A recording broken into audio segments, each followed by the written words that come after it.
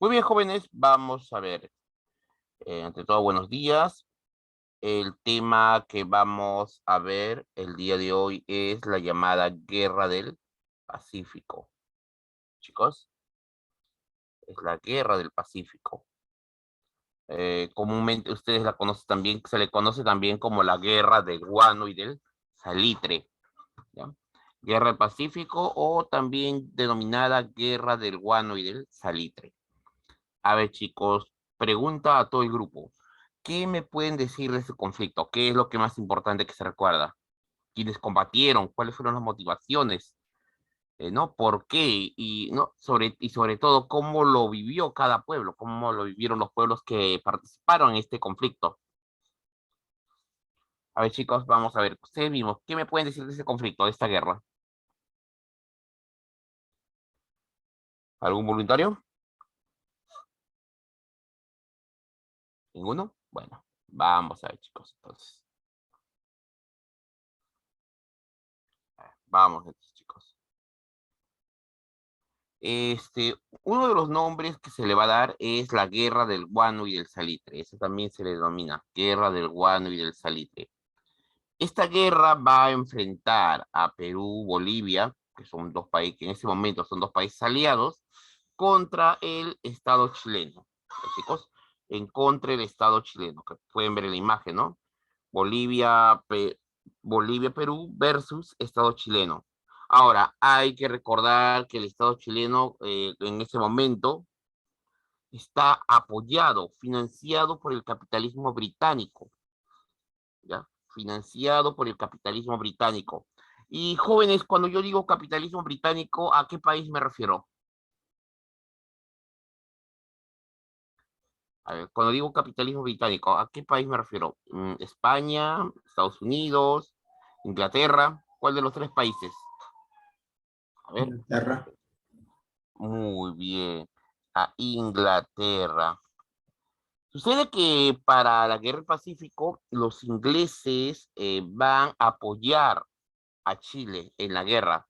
Lo van a apoyar de varias formas, ¿no? Económicamente, a través de préstamos, ¿no? ¿no? A través de préstamos, financieramente, pues esos préstamos lo van a, ¿no? Apoyo, ¿no? Equipo militar, venta de equipo, en fin.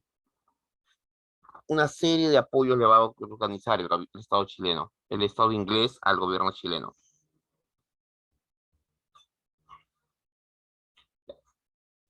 Muy bien.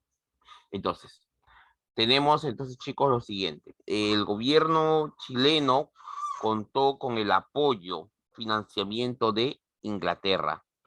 Ahora, un detalle que a veces olvidamos es que estamos en medio del periodo conocido como el imperialismo. Paradójicamente, Perú también contó con cierto apoyo externo, en este caso es el apoyo norteamericano. A Estados Unidos no le hacía mucha gracia de que a Estados Unidos no le hacía mucha gracia de que en territorio, en América, Inglaterra estuviese, ¿no? Permitiendo, ¿no? Inglaterra estuviese aquí. Y bueno, se observa que Perú va a contar con cierto apoyo norteamericano, aunque también hay que recordar que este es el Estados Unidos del siglo XIX, no la potencia que ya conoces actualmente. Ya. Sin más, vamos ahora a ver las causas de la guerra. ¿Cuáles fueron las causas de la guerra? ¿Por qué se combatió? Bueno, veamos una por una de las causas. Una de las primeras razones para ir a la guerra: la defectuosa delimitación de la frontera entre Perú, en Chile y Bolivia, pero sobre todo entre Chile y Bolivia. No había una manera adecuada de haber delimitado la frontera entre ambos estados. No había una forma. De hecho, durante mucho tiempo, el desierto de Antofagasta, o el desierto de Atacama, había evitado cualquier conflicto. Mm, el desierto de Atacama, considerado como el desierto más seco y más hostil del mundo, obviamente no traía a nadie. Y dado que nadie lo quería, bueno, nunca se habían tomado la molestia de hacer la frontera, ¿no? Delimitar la frontera adecuadamente. Pero ahora había encontrado guano, un producto vital para la época, un producto vital para la época. Ya. Entonces, tenemos que no está delimitada la frontera entre Chile y Bolivia. La guerra se va a iniciar entre Chile y Bolivia. Otro hecho que hay que tener en cuenta para explicar la guerra del Pacífico es la crisis mundial de 1873. Eh, el crack del 29, el crack que se vivió en el año 29, hizo que prácticamente todos olvidaran que el crack del 29 era en realidad la segunda gran crisis mundial del capitalismo.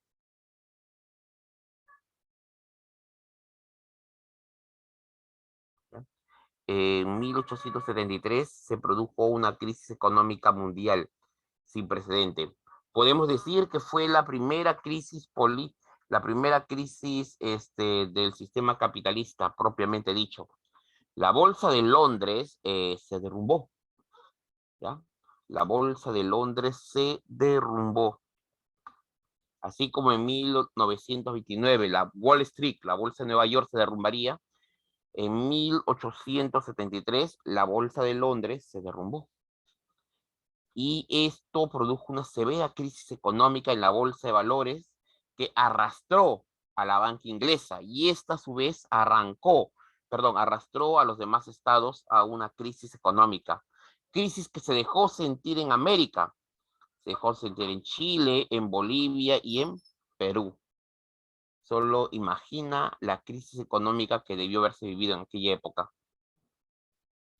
La pobreza, el desempleo se dieron. Las industrias cerraron. Bueno,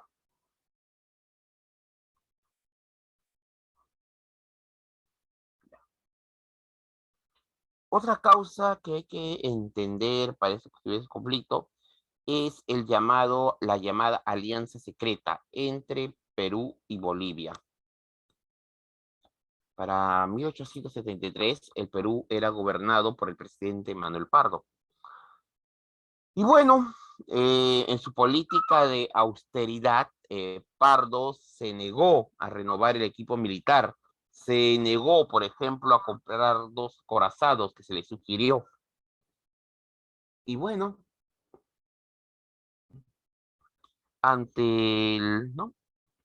Bueno, ante la insistencia, se cuenta que Pardo optó, en vez de comprar corazados, buscó una alianza, una política de establecer un sistema de alianzas.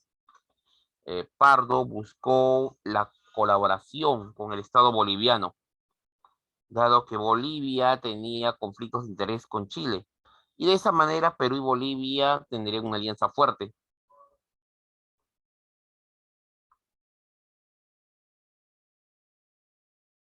¿Ya? Bueno, ahora, en esta alianza, el Estado peruano buscará incorporar a Argentina, buscará que Argentina se una a la alianza. Pero el intento de ese acercamiento entre Argentina y Perú fracasará, ¿no? Va a fracasar. ¿Pero por qué fracasa? Bueno, hay varias razones, pero vamos a escribir algunas. De hecho, dos nomás. La primera es de que Argentina en ese momento tenía un conflicto limítrofe no resuelto con Bolivia.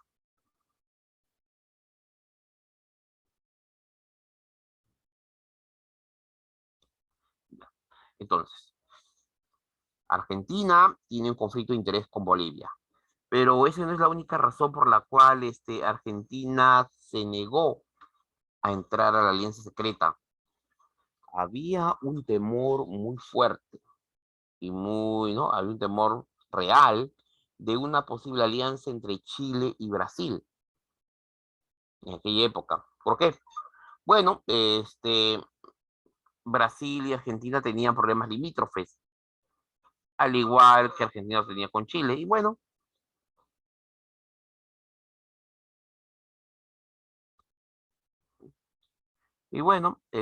todas estas dos cosas, el temor de un acercamiento de Chile a Brasil, ¿no? El problema que tenía Argentina con Bolivia hizo que, bueno, este sistema de alianzas fracasara.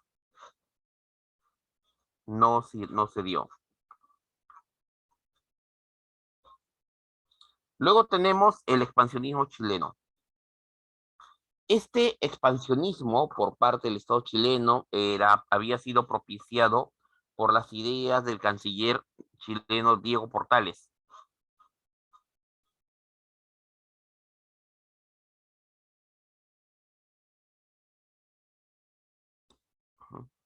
Bueno, una de las frases de Diego Portales era: el futuro de Chile está en el norte. Recordemos que Diego Portales había sido ministro o canciller en el periodo a inicio de la Confederación y fue uno de los mayores opositores. Bueno, Diego Portales dejó una escuela, una serie de ideas o planteamientos que el Estado chileno lo siguió.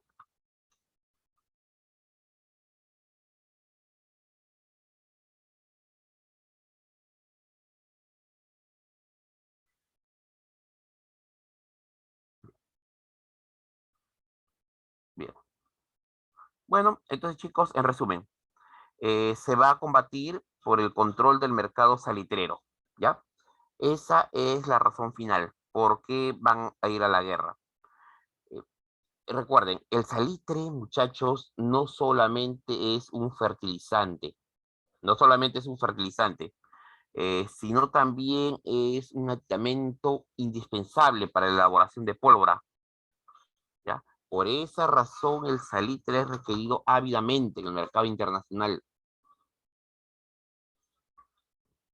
Bueno, entonces ya tenemos, chicos, ¿por qué? Bueno, hasta aquí hemos visto las causas de la guerra, ¿no? Recordemos nuevamente. A ver, recordemos. Primero, la primera causa, todo empieza con las rivalidades que había entre Chile y Bolivia. No había una delimitación correcta de la frontera. La crisis mundial del año 83, de 1873, ¿no? Lo que conllevó una difícil situación económica en prácticamente toda la región. La alianza secreta, que fue firmada en la época del presidente Manuel Pardo, que obviamente Argentina se le invitó, pero no participó. Y todo ello estaba propiciado por el expansionismo chileno, quien había sido la propuesta propugnada por Diego Portales, quien decía que el futuro de Chile estaba en el norte.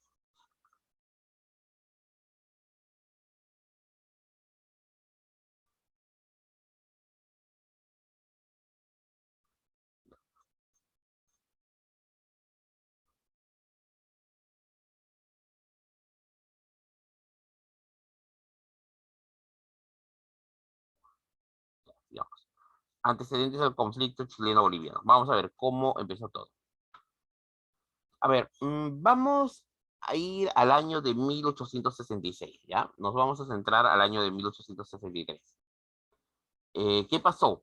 Bueno, en aquella época, un presidente boliviano llamado Mariano Melgarejo, hombre que gobernó Bolivia de manera despótica, por así decirlo, dictatorial, y que, bueno, también es paradójico que Mariano Melgarejo no tenía muchos conocimientos, no era una persona poco instruida.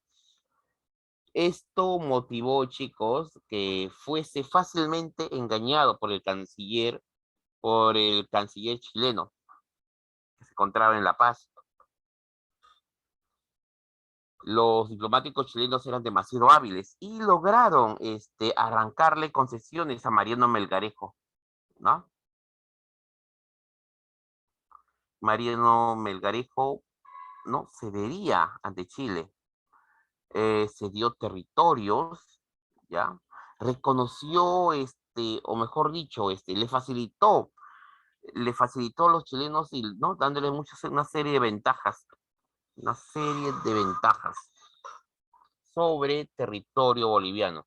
Es decir, las empresas chilenas dedicadas a la extracción de salitre tendrían una gran variedad de ventajas sobre sus pares bolivianos.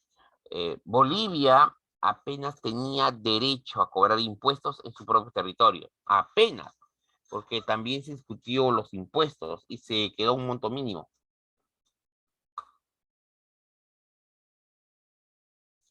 Ya. Acá tenemos, chicos, la zona de verde que pueden ver en el mapa. Esta zona de beneficios mutuos. Se le llamaba zona de beneficios mutuos, pero en la práctica beneficiaba a Chile. En esta zona los chilenos tenían exclusividad, ya podían extraer el salitre de ese territorio.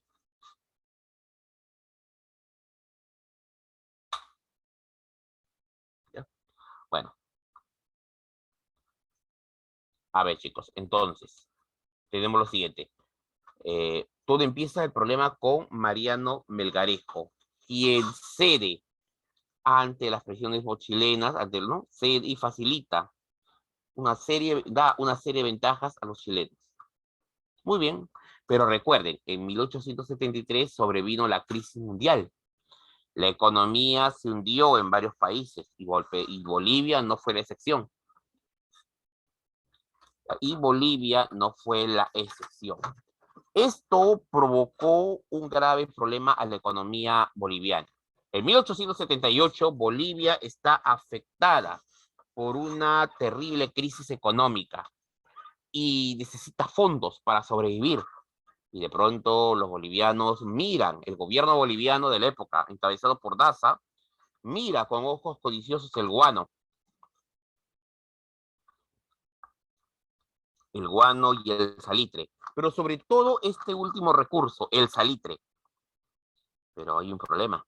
El salitre está en manos de empresas chilenas, inglesas, peruanas, ¿no? Incluso peruanas.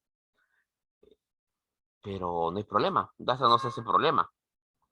Estará en manos extranjeras, pero el agarre dice, ya, está bien, no me opongo, pueden explotarlo, pero me tendrán que pagar un impuesto de 10 centavos al quintal de salitre.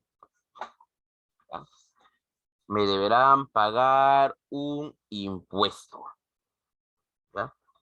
El famoso impuesto de los 10 centavos al quintal. ¿Ya, chicos? Ahora, recuerdan que 5 años antes, recuerden que 5 años antes, el Estado, 5 años antes, ¿ya? 5 años antes, el Estado boliviano de Mariano, representado por Mariano Melgarejo, había cedido ante Chile una serie de beneficios arancelarios al Estado chileno, ¿no? Le hace empresarios chilenos. Obviamente los empresarios se negaron a pagar, aludieron que ya se había firmado, ¿no? Aludieron que ya se había firmado una serie de acuerdos y que por lo tanto no debían nada. La discusión se puso tensa, se puso tensa. Daza exigió el pago de impuestos a los salitreros extranjeros de su país.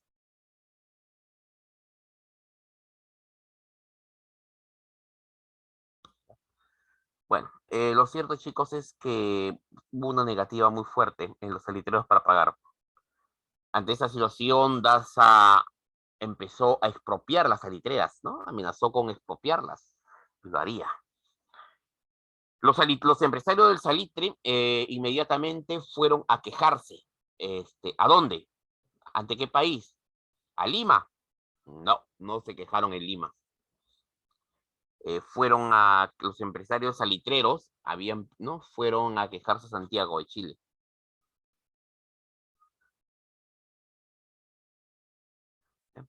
Y bueno, te preguntarás por qué fueron a quejarse a Santiago y no a Lima. Lo que pasa, mi estimado, es que en Lima, en Perú, había gobernado Pardo y la política de Pardo había sido expropiar, igual que la que estaba haciendo Daza. Mientras que la de Chile, su política había sido privatizar, facilitar a los empresarios.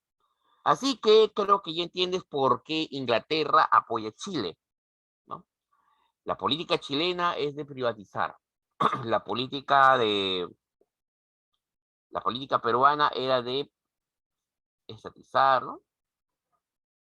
Bueno, el punto, jóvenes, es que para febrero de 1879, tropas chilenas van a desembarcar y ocupar Antofagasta.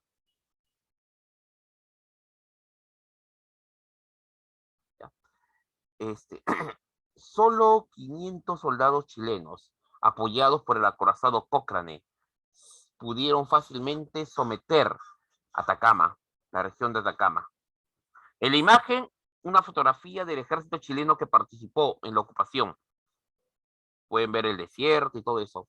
Ahora, te preguntarás, ¿cómo es posible que solo 500 hombres ocuparan un amplio y rico territorio? ¿No? Desierto todo, pero rico.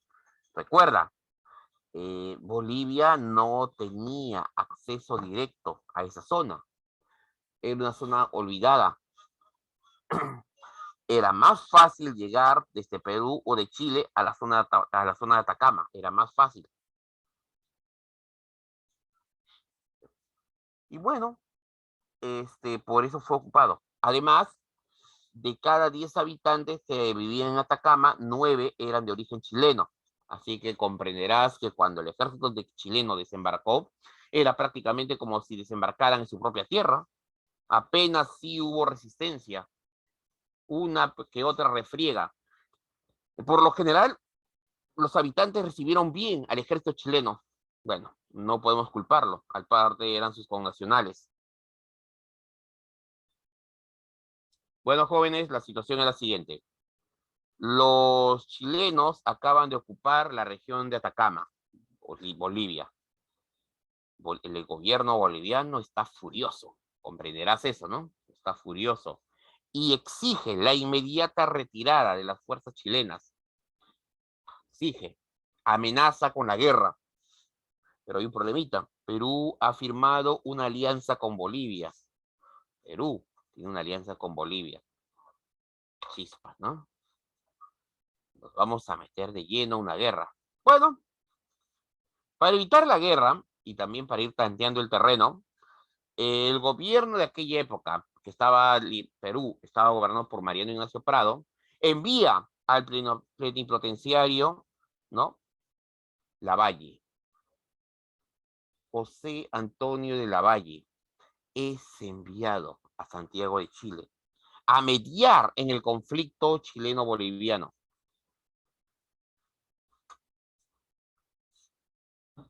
¿Pero qué pasó? Bueno, cuando Lavalle llega, inmediatamente el gobierno chileno lo recibe y lo acribilla, ¿no? Le pregunta sobre la alianza secreta que existía entre entre Bolivia y Perú. El gobierno, ¿no? El representante peruano niega la existencia de esta alianza, pero los chilenos tienen pruebas. Tienen pruebas sobre esta alianza. Bueno, se discute, se hace, ¿no? Finalmente, en el camino se enteran que Bolivia ya declaró la guerra, 14 de marzo. Lavalle prolonga su estancia en Chile, hasta que al final se ve la necesidad de regresar. Es en ese momento cuando Chile le declara la guerra al Perú.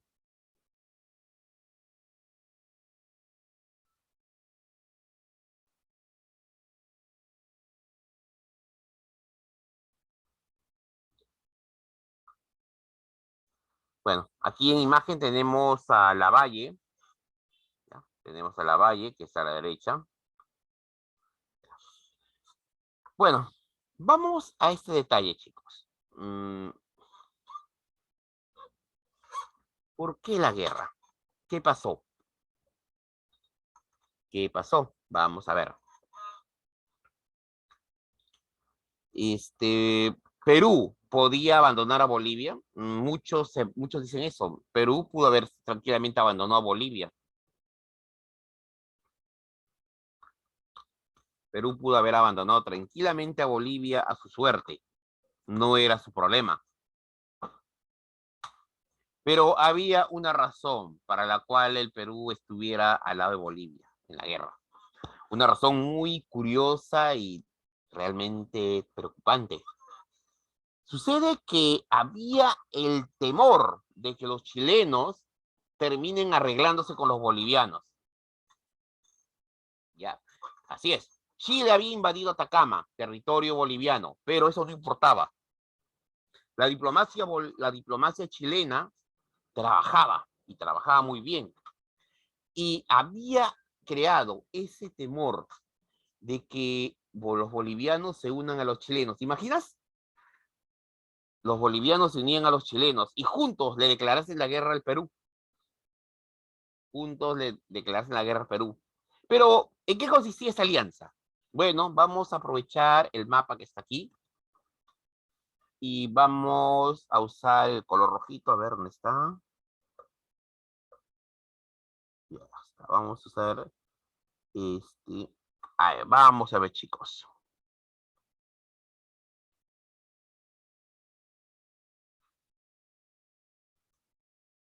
Ya. Para cuando Pardo regresó,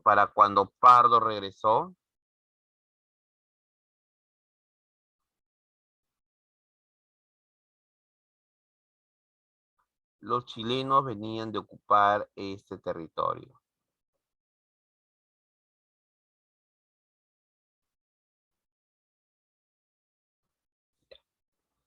Para cuando Pardo regresaba, estaba negociando, ya Chile ya había ocupado toda esa zona, la zona que es sombreado. El detalle es el siguiente. La oferta chilena es esta, a ver, más o menos es así. El embajador chileno en La Paz le dirá a los bolivianos, señores bolivianos, hay que decir la verdad. La verdad es que ustedes nunca tuvieron un acceso al mar. Esa es la verdad. Nunca tuvieron un acceso al mar.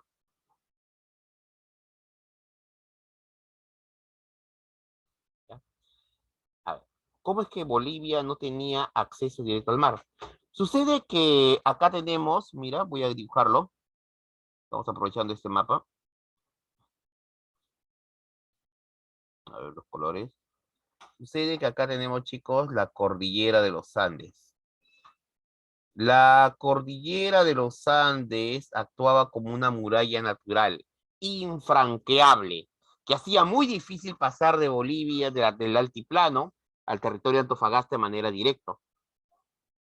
Pero, acá tenemos otro detalle. Miremos qué pasaba en Perú. A ver, vamos a colocar de rojo.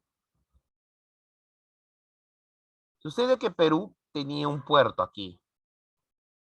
Este puntito rojo es Arica y otro puerto, el puerto de Hilo.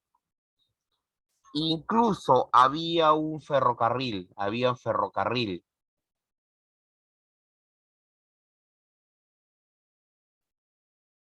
¿Ya? ¿Cuál era la oferta chilena? Simple. A ver, ustedes, los bolivianos, tienen que admitir de que simplemente no tienen una salida directa al mar. Tienen que admitir. Así que nuestra oferta es la siguiente. Nosotros los chilenos avanzamos hasta Trapacá. ¿Ya? Esa es la oferta chilena. Ellos van a avanzar hasta ahí. Y los bolivianos harán lo siguiente. Ahora que le han declarado la guerra al Perú, los bolivianos avanzarán y ocuparán Puno. No se nota este retrato.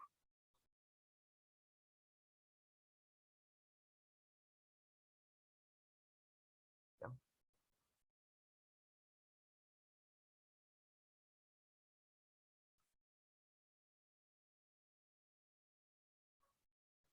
¿Ya?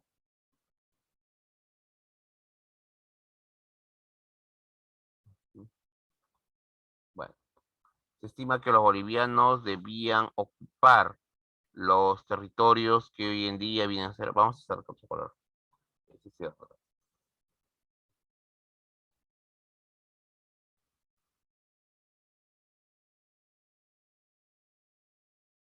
¿No? No. Bien, entonces, chicos, ese es el plan. Muy simple. Bolivia, en apoyo a Chile, Chile apoyaría a Bolivia en una eventual guerra contra Perú. Los bolivianos ocuparían Puno, Tacna, Arica y Moquegua, ya que de esa manera asegurarían una salida natural al mar, una fácil salida al mar, y entregaban los territorios de Antofagasta, el territorio de Antofagasta a Chile. Bueno, así que el hecho de mandar a Lavalle evitó esa posibilidad, y al final Chile nos declara la guerra.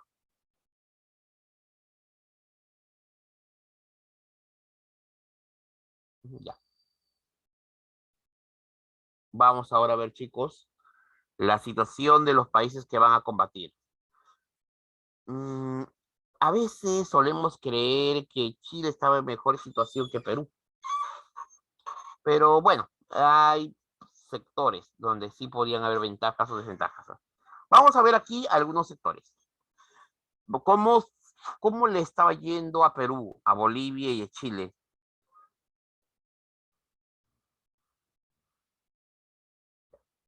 Por ejemplo, en aspecto político, el gobierno. En el Perú, el gobierno era inestable. Siempre había la posibilidad de un golpe de Estado. En Bolivia, igual, el régimen era inestable.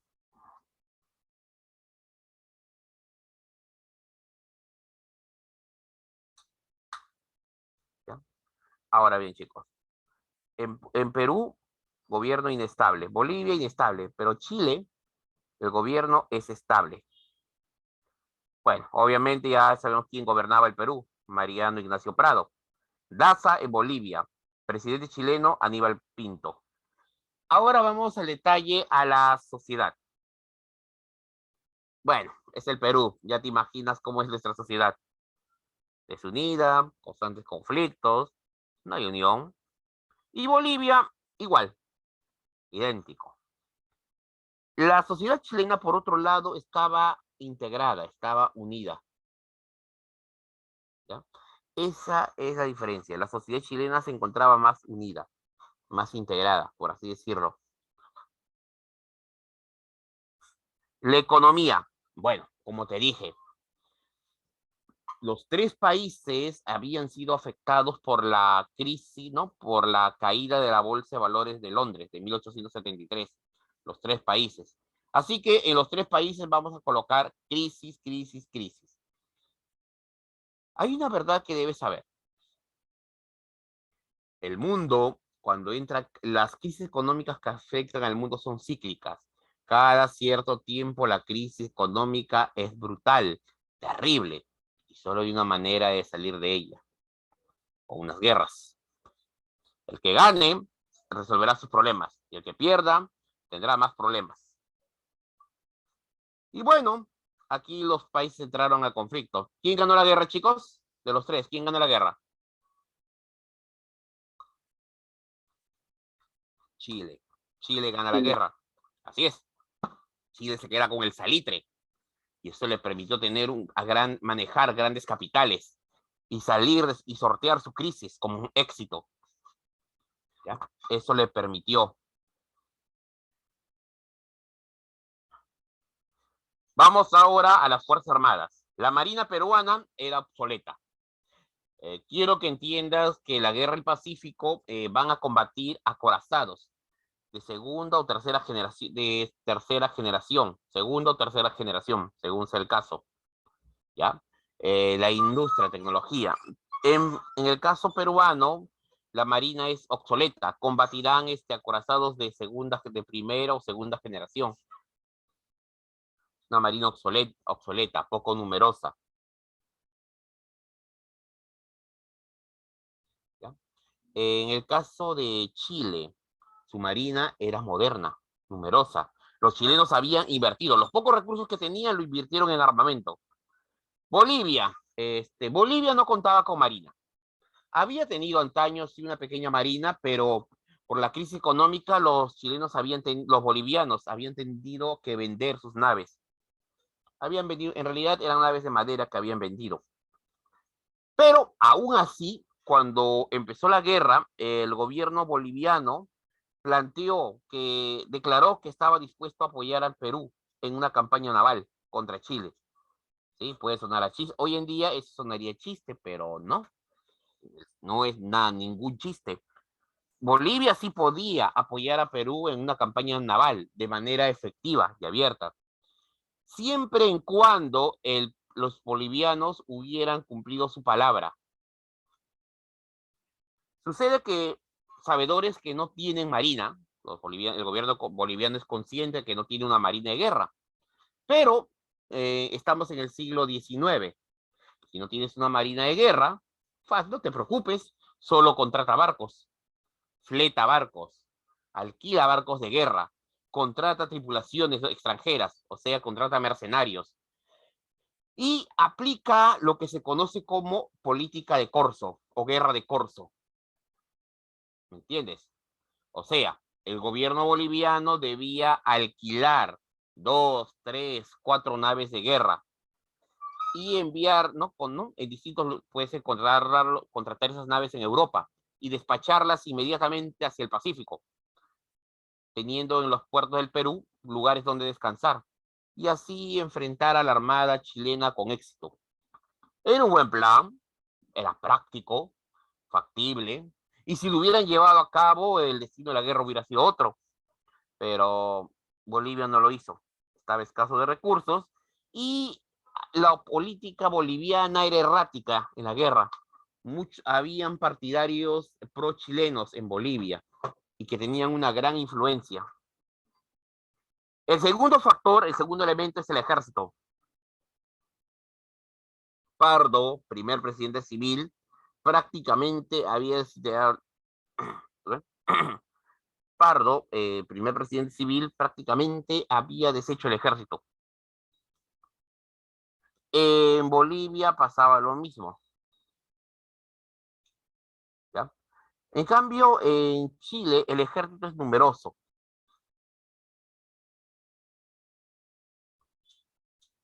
¿Ya?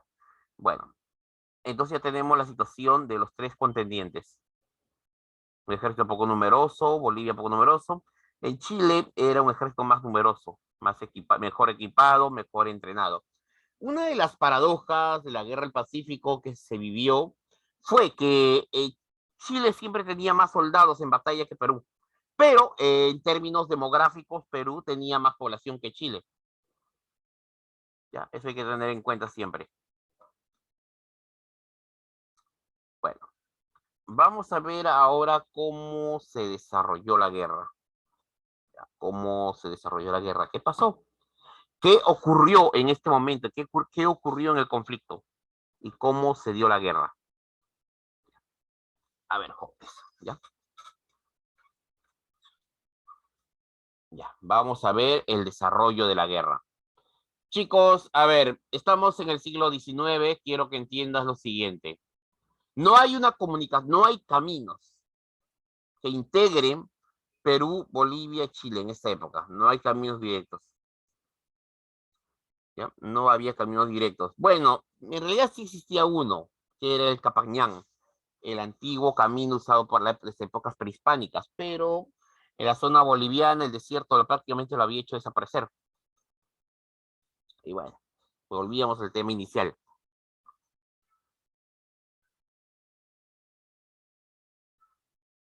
Ya.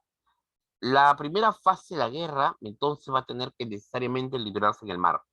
¿Por qué en el mar? Recuerda, no hay forma de comunicarse directamente. Por lo tanto, la guerra en el mar era vital. Aquel país que lograse dominar el mar tenía asegurada la victoria.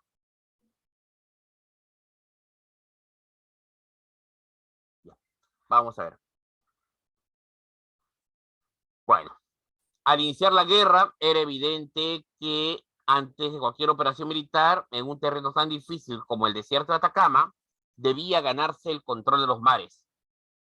En esta campaña solo se enfrentarán las fuerzas navales de Chile y Perú, ya que Bolivia no contaba con ninguna fuerza naval y bueno, su intento de recurrir al corso fracasó, no se llevó a cabo, no prosperó, falta de recursos.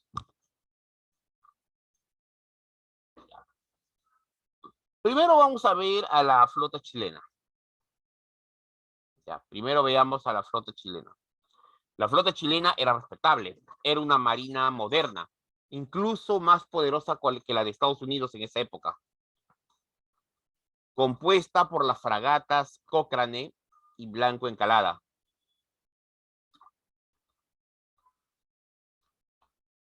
Puedes ver en imagen.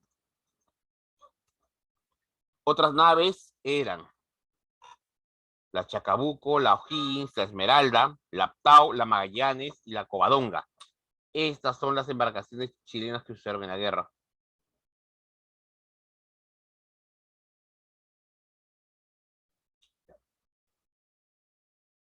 Acá tenemos, chicos, en imagen las naves chilenas. Ok.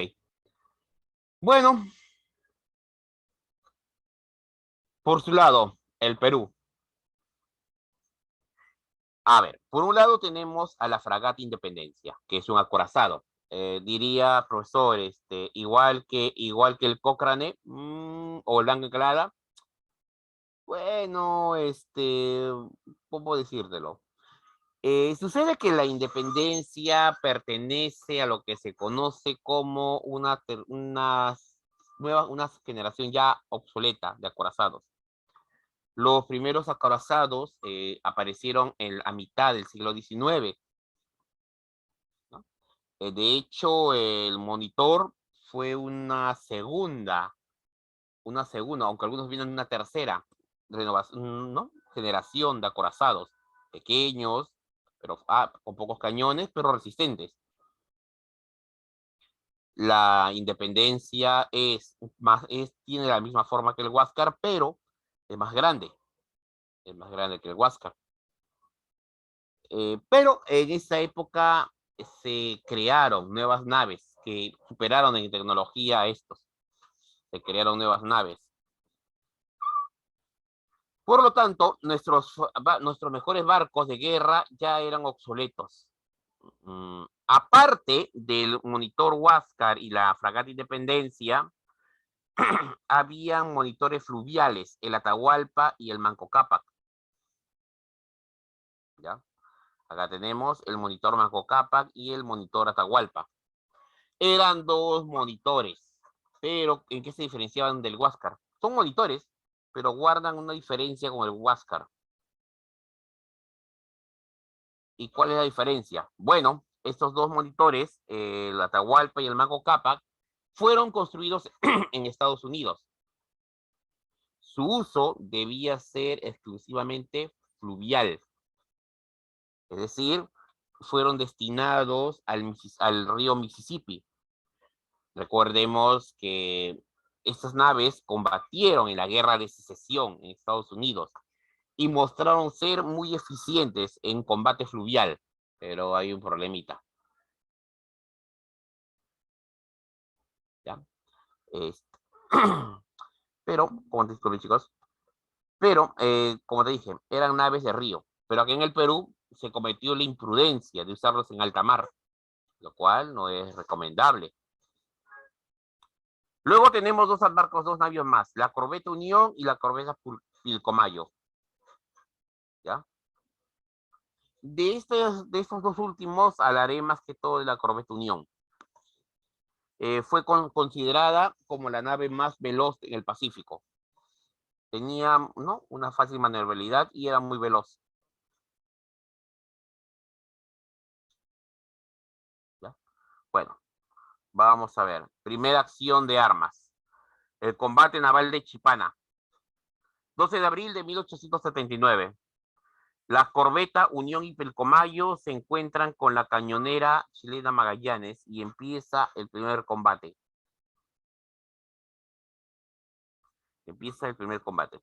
Chipana es apenas una escaramuza, no tiene mayor relevancia. ¿Ya? Pero no tendrá mayor relevancia, pero provocó y evitó que la flota chilena marchara hacia el norte. Te explico. Poco antes de que empezara la guerra, poco antes de que el Estado chileno formalmente declarara la guerra, un par de días antes, la flota chilena había zarpado rumbo al Callao. El almirante chileno estaba dispuesto a acabar con la guerra de un solo golpe. Entre sus planes consistía en tomar por asalto el Callao. cosa que él sabía que era muy difícil, pero estaba dispuesto a hacerlo. El factor sorpresa sería, la sorpresa sería su arma definitiva. Incluso en los planes que se sabe de este ataque, el comandante chileno estaba dispuesto a sacrificar dos naves suyas con tal de destruir al Huáscar y a la Independencia, con tal de destruirlos. Pero se interpuso el combate de Chipana. ¿Qué pasó? Bueno, sucede que, dado aprovechando su velocidad, la Unión avanzó hacia el norte, perdón, bajó más hacia el sur, hacia territorio propiamente chileno. Los marineros chilenos pensaron de que la Unión era ¿no? Era la vanguardia de la flota peruana. Y dado que su flota se había alejado, el temor en Chile se acrecentó. Tanto así que la flota chilena que marchaba hacia el Callao tuvo que dar media vuelta para defender sus costas.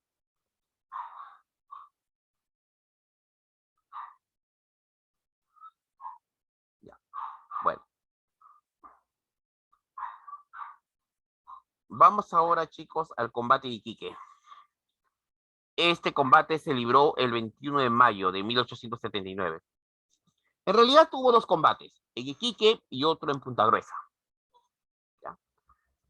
Ya todos conocen la historia. Cuando el Huáscar hunde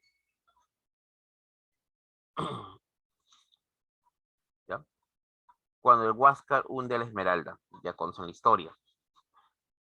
Grau hace presencia en el puerto de Iquique y empieza a combatir con las naves chilenas. La Covadonga, nave chilena, al verse en aprietos, huye y es perseguida por la Independencia. Hasta ahí todo bien. Grau, al percatarse que los disparos no causaban gran daño sobre la Covadonga, tenía pésimos artilleros, decide echar a pique a la nave chilena, a la Esmeralda, decide echarla a pique. ¿Cómo? Usando el espolón, es decir, embistiendo su nave contra la nave chilena. Algo así como a la vieja usanza, a la vieja escuela, tal como peleaban los marinos en la antigüedad y en la Edad Media, estrellando sus naves unas contra otras. Entonces, la Esmeralda, nave chilena, se hundiría, sería echado a pique. Sabemos, jóvenes, que cuando la nave, el Huáscar, impactó sobre la Esmeralda, y la Esmeralda empezó a hundirse, muchos marineros chilenos saltaron a la cubierta del Huáscar, dispuestos a enfrentarse con los marineros peruanos. Pero hay un detalle, el Huáscar era un acorazado. Simplemente no vieron a nadie en la cubierta.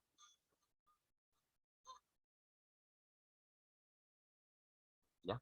¿Ya? Pero ese jóvenes, ese era con el Huáscar, hundiendo a la Esmeralda.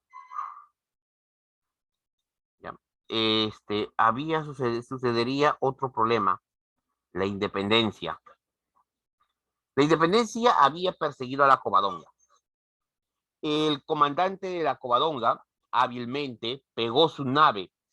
Pueden ver en la imagen que la Covadonga es más pequeña que la Independencia. El comandante de la Covadonga pegó su nave a la costa. Una hábil maniobra. Era una nave pequeña, podía pegarse a la costa y seguir navegando. Los de la Independencia disparaba, pero dado que la nave chilena estaba pegada a la costa, siempre habría la probabilidad que alguna de las granadas impactase en algún edificio civil y causase graves daños. Finalmente, la Covadonga fue acorralada cerca a Punta Gruesa. Ya no teniendo dónde ir, la nave se preparó para el combate. Fue en ese momento cuando el comandante de la Independencia decide usar su espolón y atacar a la nave de manera directa, es decir, chocar contra ella y echarla a pique. Mala idea. Primero, ¿por qué? Primero porque están cerca a la costa. Solo para empezar, están cerca a la costa. Número uno. Número dos, es muy peligroso que una nave grande como la Independencia se acerque a la costa. Es muy peligroso para la Independencia, para la nave.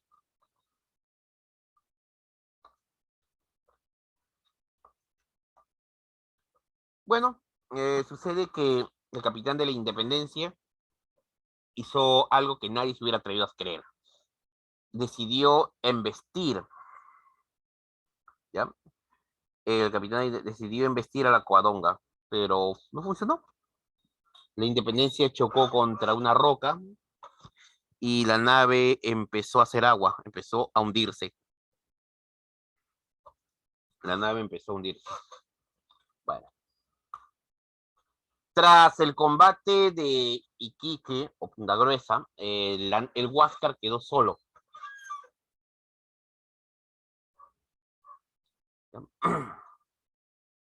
Bueno, se iniciaría el periodo de las llamadas correrías del Huáscar.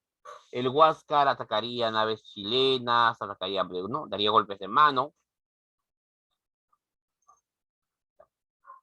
pero todo concluiría el 8 de octubre de 1879, cuando el Huáscar fue rodeado por la flota chilena y se enfrentó a ellas. En el cuadro puedes apreciar al Huáscar enfrentándose al Cochrane y al Blanco Encalada, dos acorazados chilenos, ¿no? Que aventajaban por tonelaje, por peso y blindaje al Huáscar. Ahora, sé que en la mayoría de textos que hemos leído se nos enseña que el Huáscar se enfrentó a 6 naves chilenas aquel día. Bueno, no es del todo cierto, en realidad. La idea original era que el Cochrane se enfrentara al Huáscar. O sea, se iban a dividir en dos grupos de 3. Cuando interceptaron al Huáscar en Independencia, se le ordenó al Blanco Encalada y a 2 naves que persiguieran y atraparan a la Unión, perdón, que atraparan a la Unión. La Unión, como te dije, era una nave veloz. Y pronto el capitán de la Unión logró alejarse lo suficiente, ¿no? Y sentir a salvo su nave. Pero eso no sucedió con el Huáscar. El Huáscar se vio con el Cochrane. El combate original debía ser entre el Cochrane y el Huáscar. Las otras 2 naves debían solamente estar ahí, frente, mirando cómo se desarrollaba la acción. ¿Ya? Bueno, pero tú miras el cuadro y dices, profesor, ¿qué pasó? ¿Por qué hasta los propios chilenos retratan al Blanco Encalada atacando al Huáscar y de los demás barcos chilenos interviniendo en este combate? Bueno, en realidad, chicos, la historiografía en Chile, los historiadores chilenos culpan al capitán del Blanco Encalada de por qué al final el Huáscar fue atacado por varias naves. Y también culpan al capitán del Blanco Encalada de casi haber provocado una tragedia. Mira, te lo voy a poner de esta manera. Cuando estaban combatiendo, el Huáscar trató a cualquier precio de evitar estar cerca del Cochrane. El Cochrane trataba de acercarse al Huáscar. Podía hacerlo, su blindaje era más fuerte que el Huáscar, y los cañones del Huáscar y las balas disparadas por el Huáscar a distancia simplemente rebotaban en el casco del Cochrane. Así que el Huáscar debería acercarse al Cochrane para que sus granadas sean más efectivas. Pero el Cochrane tenía más cañones. Hasta ahí todo bien. Durante buen rato, el Huáscar estuvo disparando, cañoneándole al Cochrane a distancia y el Cochrane igual. Los disparos del Cochrane eran fuertes e impactaban de lleno en el Huáscar, causando gran mortandad. Fue en ese momento cuando sucedió un hecho que llama la atención. Sucede que el comandante del Blanco Encalado, el comandante del Blanco Encalada se cansó de perseguir a la Unión. Ordenó regresar a Angamos. Cuando llegó, el Huáscar y el Cochrane seguían combatiendo. ¿Ya? Obviamente todo estaba a favor de que ganase el Cochrane. El Huáscar ya había recibido varios daños severos. Fue en ese momento que el comandante del Blanco Encalada interviene y abre fuego sobre el Huáscar, de lleno. Esto, mi estimado, fue un acto imprudente. ¿Por qué? Solamente quiero que veas la imagen y te percates que el Huáscar es más pequeño que el Cochrane.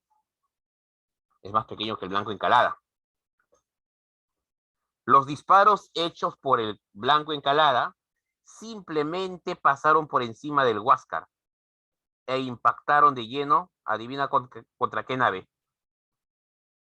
A ver, chicos. El Blanco Encalada llega, abre fuego y sus granadas impactan de lleno ¿Cochrane? contra el Cochrane. Ese momento fue, chicos, lo que hizo el comandante del Blanco Encalada fue imprudente. Era obvio que los marinos peruanos iban a aprovecharlo. Ya para ese momento, el daño en el Huáscar era muy grave. Rápidamente se viró la nave en dirección al Cochrane. El Cochrane se detuvo en seco ante los impactos. El Huáscar viró y se dirigió hacia el Cochrane, dispuesto a impactarlo, a hundirlo. Ya el Huáscar en sí ya estaba perdido. La flota chilena no lo iba a permitir, pero todo parecía indicar que la tripulación del Huáscar había decidido que hundir la nave junto con el Cochrane, que estaba facilitado. Esto motivó a que las demás naves chilenas intervengan para evitar que el Huáscar haga su cometido. Las demás naves chilenas entraron para salvar al Cochrane. Así, el comandante de Blanco Encalada fue duramente reprimido y castigado por este hecho. Al final, los demás impactos que dieron sobre el Huáscar hicieron que la nave se detuviera. Pronto la nave fue abordada. El Huáscar había caído en manos de las fuerzas de los chilenos. Vale, esa es una explicación de lo que pasó aquel día en el combate de Angamos. Bueno, ha terminado la campaña naval, chicos. La campaña naval ha terminado. Vamos a ver ahora la campaña del sur. ¿Ya? Veremos lo que ocurrió en el sur. Pero antes vamos a ir marcando algunas preguntitas. Dejamos de compartir y vámonos a ver algunas preguntas. Vamos a ver algunas preguntas, mi estimado.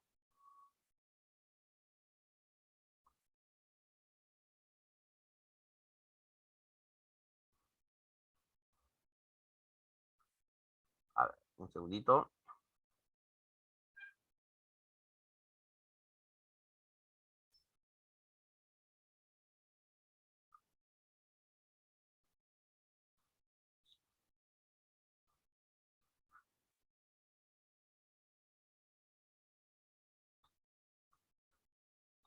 Vamos a ver, que va cargando las preguntas.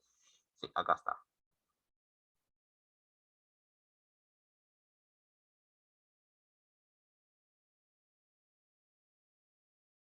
A ver, vamos a ver. Compartamos. Listo, a ver. Incrementemos imagen. A ver, chicos, la número 1. ¿Quiénes gobernaban Perú, Bolivia y Chile respectivamente? A ver. Muy bien. Compañero nos dice que es la letra C. Y es, muy bien, Parado, Daza y Aníbal Pinto. Excelente, la letra C. Muy bien, joven Montoya. Muy bien, Solano.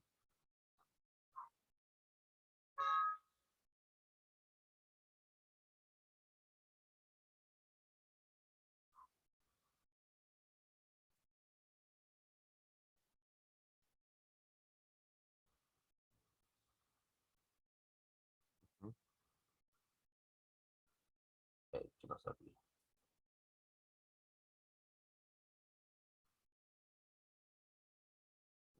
Muy bien. La 2. A ver qué nos dice su compañero.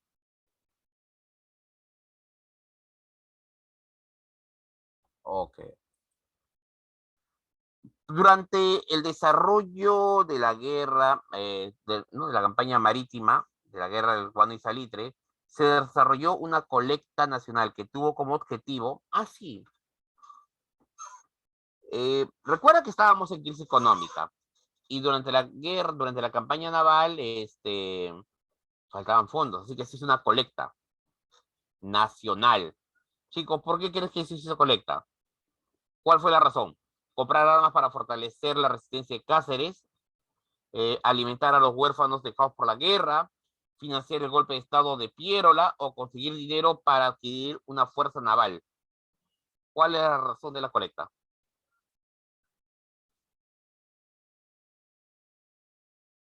¿Mm? La razón de la colecta fue esto, chicos.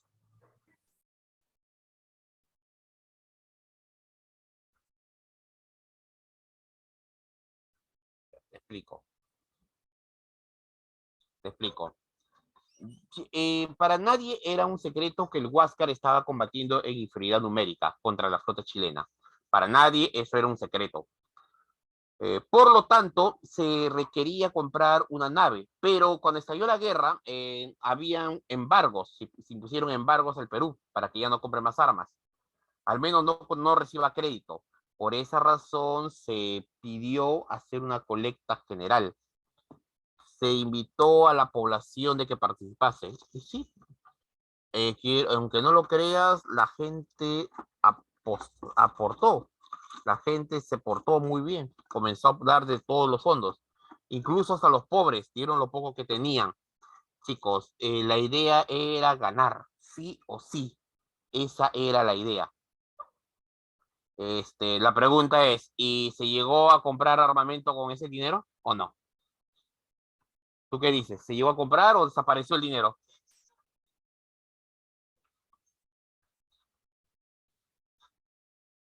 A ver qué nos contesta su compañero. Desapareció. Bueno, es 50-50.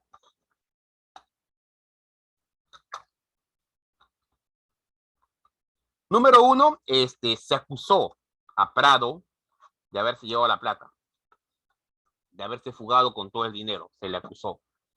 Pero Prado en su defensa dijo que él no lo había hecho. Así es, joven Joseph. Se acusó a Prado, que se lo llevó. Prado en su defensa dijo que él no se iba a robar nunca, haría semejante bajeza. Es más, al final Prado sí compró armamento, sí compró un barco, pero este armamento y este barco llegarían después de la guerra. Bueno, vamos a ver. Durante la campaña marítima, la guerra entre Perú y Chile, este último, o sea, Chile, tuvo como prioridad la captura del Huáscar, utilizando toda su armada para este objetivo, debido a la superioridad militar de esta embarcación, el reconocimiento norteamericano y británico a la heroicidad de Grau, pánico que fue desatado entre la población del país,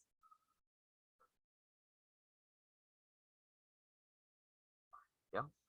Y caída del puerto de Valparaíso, establecido por esta embarcación, en la que el Perú cifraba sus esperanzas de victoria.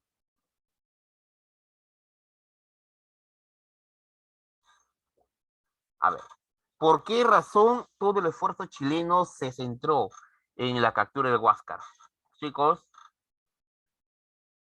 la respuesta es la letra. A ver, tu compañero ya me dio una respuesta, vamos a ver. Muy bien, Montoya.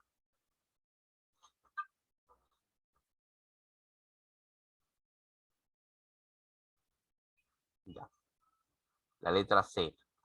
Es que, jóvenes, el accionar de Grau impresionó a los chilenos. Grau era un marinero muy competente, eso nadie lo niega. Era un marinero muy competente. Siendo el Huáscar una nave de segunda generación, Grau no tuvo problema para enfrentarlo a naves de mayor tamaño y mayor envergadura. Hasta el día de hoy se discute y se dice, imagínate qué hubiera pasado si Pardo sí hubiera comprado los acorazados que se le pidió, ¿no? Los acorazados que se habían hecho pedidos eran similares, casi gemelos al Cochrane y el Blanco Encalada. Imagínate a Grau al mando no del Huáscar, sino de un acorazado como el Cochrane. Las maravillas que hubiese logrado durante la guerra. Esa es la conclusión que se ha llegado.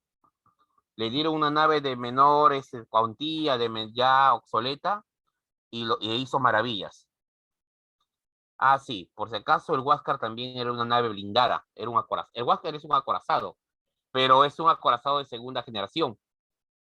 El Blanco Encalada tiene mayor, perdón, el Cochrane y el Blanco Encalada tenían mayor coraza y mayor poder de fuego.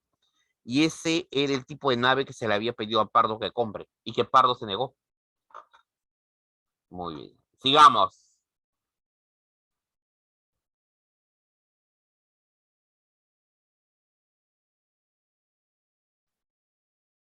Sigamos. 4. Ah, bueno, a partir de aquí, chicos, ya es la campaña del sur. Vamos a dejar y vamos de nuevo a la diapositiva.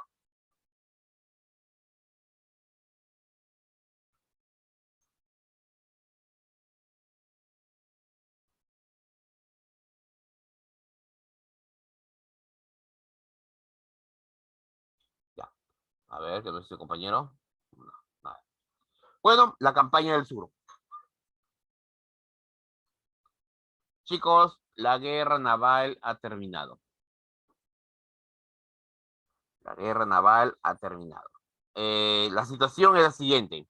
Chile controla el mar, ¿ya? Eso le facilita ataques a lo largo de la costa peruana. Por otro lado, Perú y Bolivia han concentrado sus ejércitos en Arica y Iquique. Ahí han concentrado. El alto mando chileno ve la situación y los inmuta. Declara que van a aplicar un plan muy sencillo.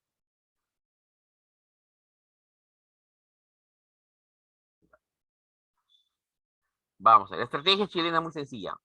Desembarcar al norte para marchar hacia el sur. Esa es su estrategia.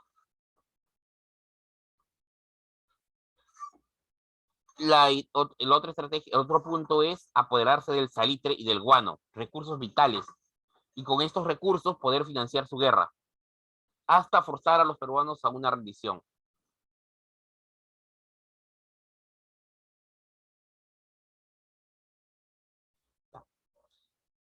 Vamos a ver, chicos. Bueno, vamos a la primera fase de esta guerra, la campaña de Tarapacá.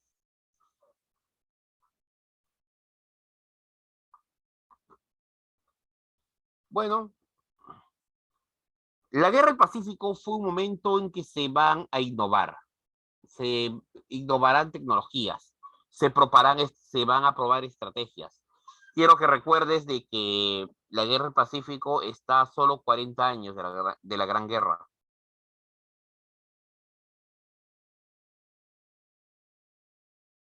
Ya.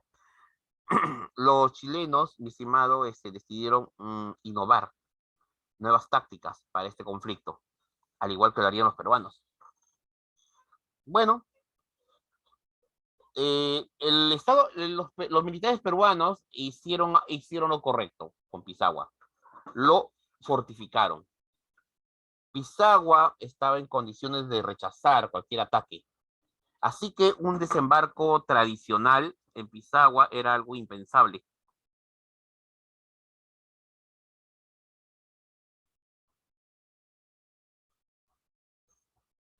Los chilenos optaron por otra táctica.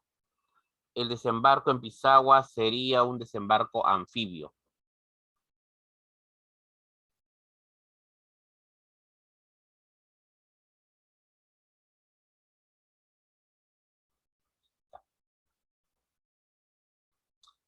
Los chilenos, como pueden observar en pantalla, hicieron un desembarco anfibio.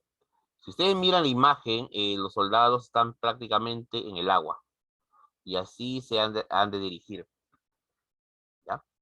Fue un ataque sorpresa, sorprendieron a las fuerzas peruanas en Pisagua. Luego se libraría otra acción, la batalla de San Francisco.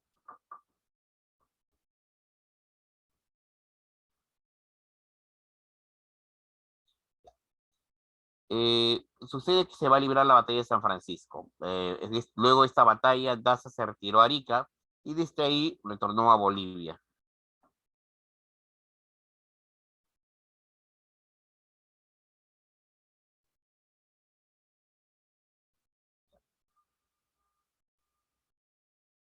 Muy bien.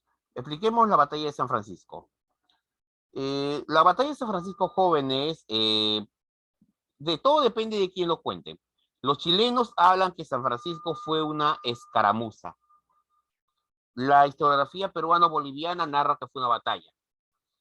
Lo cierto es que las fuerzas chilenas, peruanas, bolivianas estaban muy cerca una de las otras.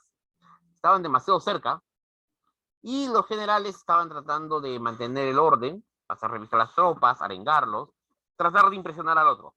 ¿No? Lo típico. Lo que no se esperaban es que pasaran a combate. Y se dio. Sucede que a un sargento boliviano, probablemente se puso nervioso, se le escapó un disparo. El disparo fue al aire, pero la tropa chilena pensó que estaba siendo atacada, así que rápidamente respondió el disparo, abriendo fuego. Los bolivianos rápidamente se defendieron. Eso motivó que los peruanos intervengan en la batalla y la batalla se generalizó. Fue una batalla desordenada, no había orden, no, se estaban peleando de manera desordenada. Así que los mandos ordenaron retirada y las fuerzas se retiraron. El alto mando chileno consideró este accionar como una breve escaramuza, ¿no? Un previo a lo que sería la gran batalla del día siguiente.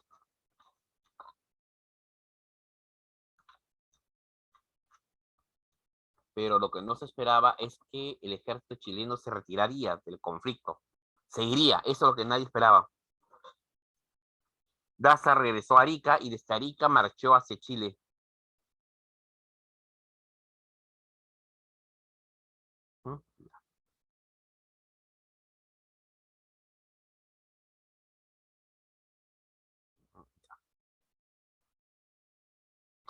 La batalla de Trapacá.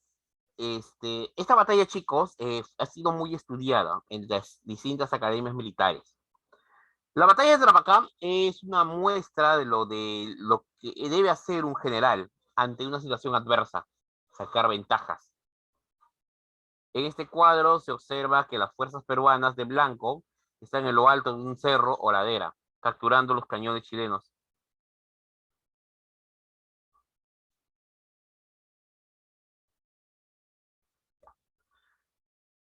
Bueno, los chilenos cuando fueron a la guerra aplicaron tácticas tradicionales. Una de esas tácticas tradicionales consistía en colocar la artillería en la zona alta. Lo que no se esperaban es que Cáceres innovara y justamente con la infantería atacó a la artillería. Un movimiento suicida, pero lo hizo.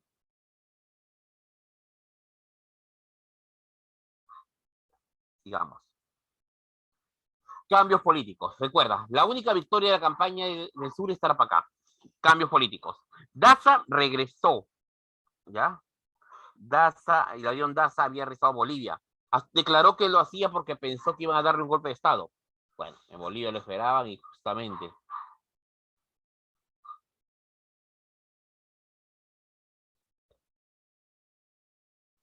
Mariano Ignacio Prado, caso peruano, viaja a Europa y deja al Perú al mando del presidente de la Puerta.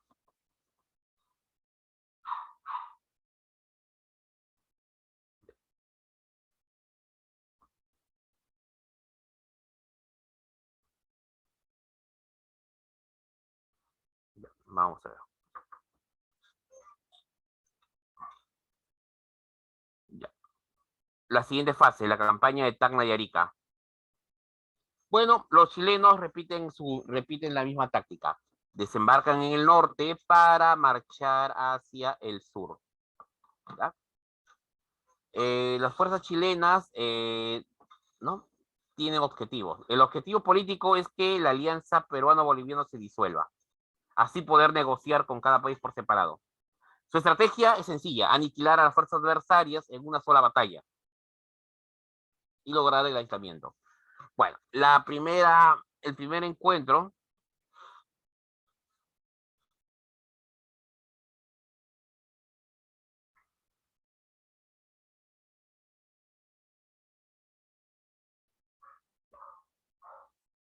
acá tenemos la batalla de Los Ángeles y esta es la batalla del Alto de la Alianza. Dicho sea de paso, esta es la última batalla en la que participan los bolivianos, ¿ya? La última batalla que participan los bolivianos en la guerra. Luego Bolivia se retira.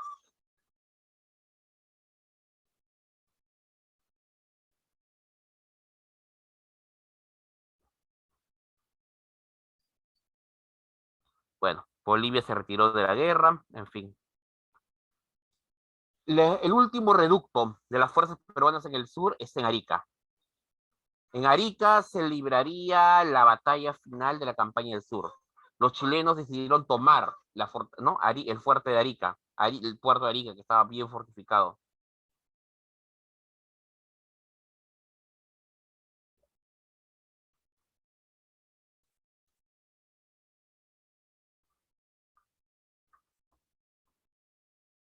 Ya, en el cuadro tenemos, chicos, el bloqueo que se hizo sobre el puerto de Arica y cómo este fue roto por la corbeta Unión. Logró burlar.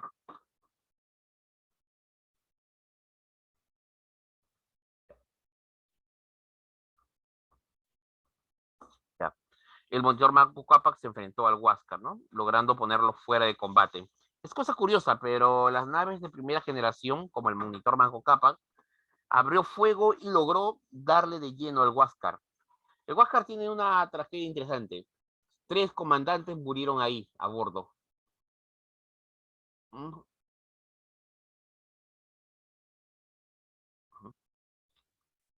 Muy bien. Ok, sigamos.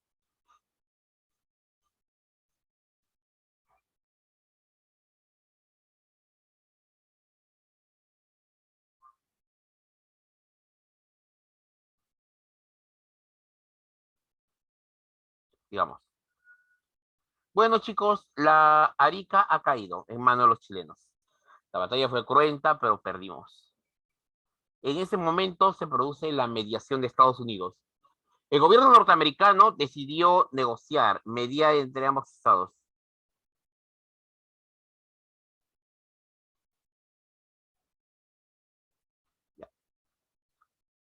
Los norteamericanos decidieron intervenir en el conflicto, hacerla de mediadores. Para ello, los representantes peruanos chilenos se reunirán, ya se van a reunir con los plenipotenciarios norteamericanos. La negociación se llevará a cabo a bordo del acorazado norteamericano La Caguana. Ahí se llevará a cabo la negociación.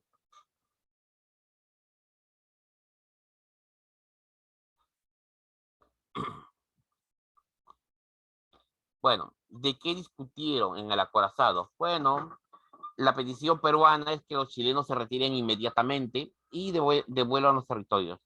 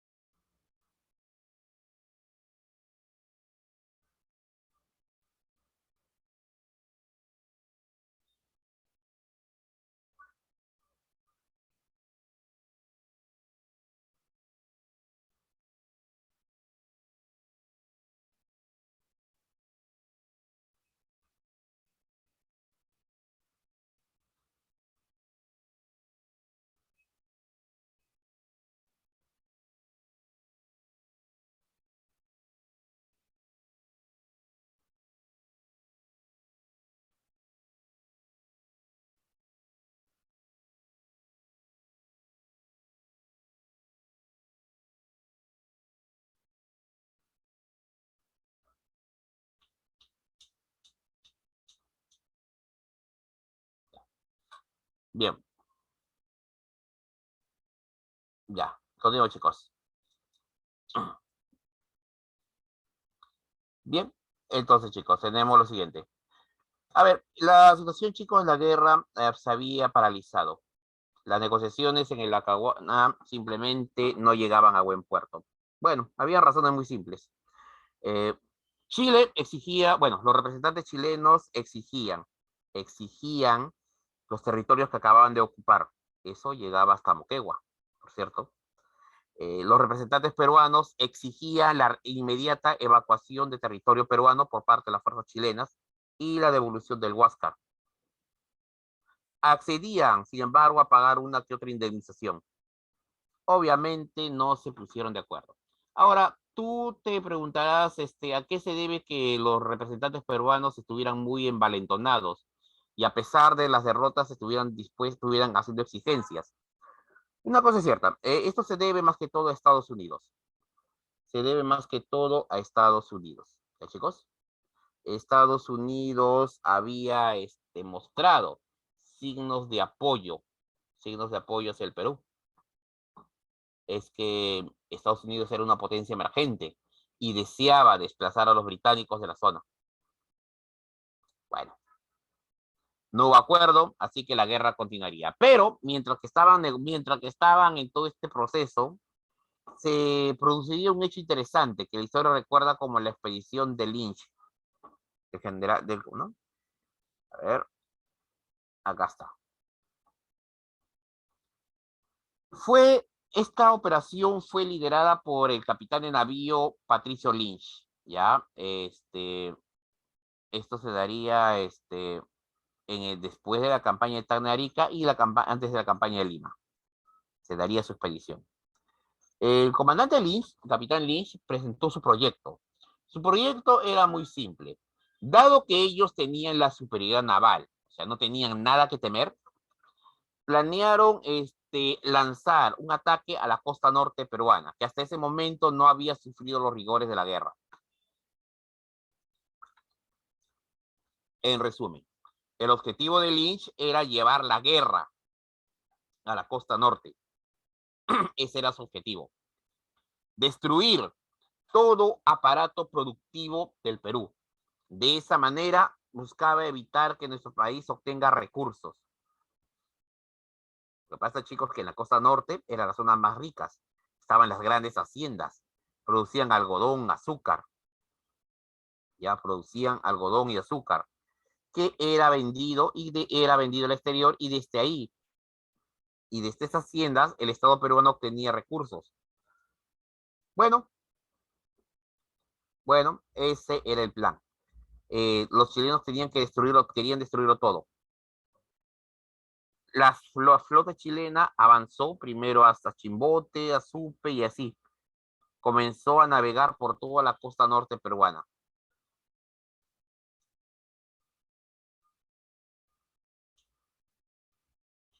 Ahora, como les dije, la idea era imponer contribuciones a las haciendas, a las que no cumplan, simplemente destruirlas.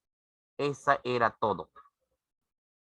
La guerra tenía que hacer sentir a todo el país, sobre todo a los particulares. De esa manera se buscaba forzar la paz con el Perú. Bueno, Lynch avanzó por la costa norte, causó grave daño, sí, eso es cierto, causó un gran daño, pero no logró su objetivo principal, que era allanar, que era la que el Estado peruano solicitó de la paz. No funcionó. No funcionó, no funcionaría. De hecho, las bajas pronto se descubrirían que los peruanos encontrarían formas de defenderse. Campaña de Lima. Bueno, después de las negociaciones y después de Lynch, los chilenos hicieron los preparativos para marchar sobre Lima. La situación es esta. Desesperación del ejército peruano. El Perú está aislado y el gobierno chileno quiere una victoria contundente. Estrategia chilena, simple. Tomar Lima y forzar la rendición. ¿Ya? Y básicamente es que a la hora de negociación ellos debían tener el dominio total. Estrategia peruana, rechazar al enemigo y forzar mejores condiciones de paz. Esa era la estrategia peruana. El problema es jóvenes, es que para ese momento el Perú era gobernado por Pierola. Ese fue el problema. Pierola es un caudillo civil, pero lo peor es que no tiene experiencia militar. Sabe de guerra, sabe de hacer golpes de Estado, sabe de llevar masas a la pelea, pero estrategia militar no es su fuerte.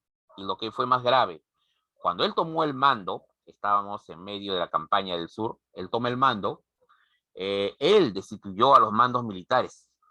De hecho, desconoció a los mandos militares del ejército del sur que había combatido. Y nombró a muchos allegados, nombró a muchos de sus allegados, ¿no? En altos cargos militares, es decir, civiles asumieron cargos militares y el daño fue grave. Uno de los daños, uno de los errores tácticos, bueno, vamos a hacer algunos errores, mire, vamos a ver algunos errores que cometió Pierola. Primer error táctico, Pierola consideró que el ejército chileno atacaría por el norte. O sea que Chile repetiría su táctica, que le habían utilizado en las campañas de Tarapacá y Arica, y Tacna y Arica. Se le informó a Pierola que eso no pasaría, que los chilenos vendrían por el sur. Pierola no hizo caso. Al final, cuando ya se dieron cuenta que iba a ser inminente el ataque, Pierola comete un segundo error, y que, chicos, es garrafal porque en realidad sí había una forma de detener al ejército chileno, sí había forma de detenerlo. Un ejército incluso poco experimentado podía poner en riesgo a una expedición como la chilena. Pierola decidió plantar cara, creando dos líneas defensivas, como puedes ver en la imagen. Dos líneas defensivas. El problema, chicos, es que estos serían pequeños muros que servirían de contención, más o menos en lo que ves aquí en imagen, una línea de defensa. Hasta el día de hoy se ha discutido por qué lo hizo. Hacer este tipo de línea de defensa o barricada, como quieras llamarlo, en una guerra de la época, de ese tipo de guerra, y con el poder de fuego que había, era absurdo. Esta pequeña barricada era de piedra. Está bien. Cuando los chilenos abrieron fuego con sus fusiles, esta línea de piedra, podía rechazar las balas, pero no los cañones. Cuando los chilenos abrieron fuego con su artillería, las balas de cañón impactaban en las rocas y las rocas salían disparadas, matando a los que estaban ahí cerca. Entonces, ese era el problema. Se le había aconsejado a Pierola que cavara trincheras, no lo hizo. Ese fue grave error. En resumen, se libra la batalla de San Juan de Miraflores. ¿Ya? Se libra la batalla de San Juan de Miraflores. Después de la batalla, las tropas chilenas se decantaron por saquear Chorrillos, por saquear los balnearios. En ese momento, Cáceres pidió el mando de las tropas para lanzar una contraofensiva, pero ahora se negó, aludiendo que estaba negociando con los chilenos. Pero los chilenos estaban tratando de ganar tiempo para que sus hombres se recuperasen. Una vez que pasaron, las tropas chilenas se recuperaron, pasaron a la batalla de Miraflores.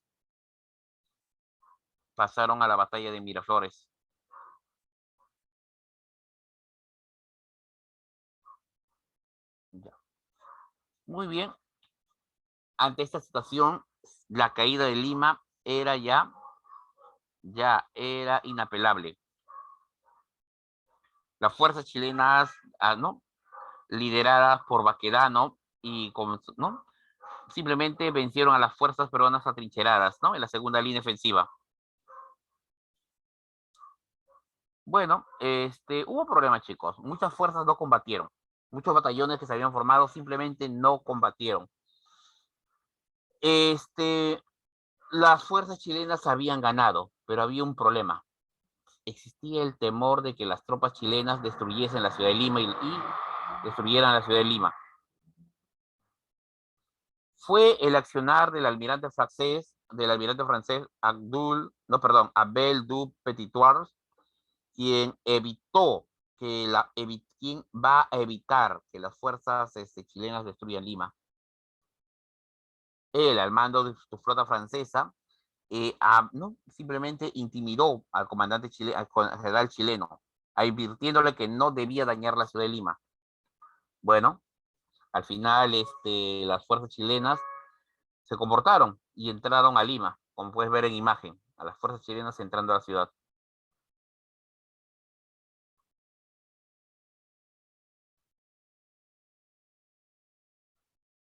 Ya. Lima cayó en manos de los chilenos. Los chicos caen en manos de los chilenos. Se va a propiciar un nuevo gobierno. Piérola se había ido. Y en la ciudad de Lima se organiza el llamado Gobierno de la Magdalena. Francisco García Calderón, vecino notable de la ciudad, es embestido con el cargo de presidente. ¿Ya? Bueno, sucede que García Calderón buscó negociar la paz con Chile, pero García Calderón, que aceptaba la paz, pero no quería, se negaba a entregar territorios. Ante esta situación, los chilenos se cansaron, así que lo arrestaron y lo enviaron a Chile, deportado. Antes de irse, lanzó una proclama. Francisco García Calderón defendía la integridad del territorio y se negaba a entregar alguna porción del territorio nacional a Chile. Bueno, y esto, chicos, me lleva ahora a la resistencia. Bueno, el hombre que va a liderar la campaña de la Breña, Andrés Avelino Cáceres. Él organizó toda esta campaña. Para ello contará con el apoyo de la población indígena. Para ello contará con apoyo de la población indígena. A ver, pero antes de pasar a esta campaña, mi estimado, vamos a desarrollar algunas preguntas. A ver, desarrollemos algunas preguntas.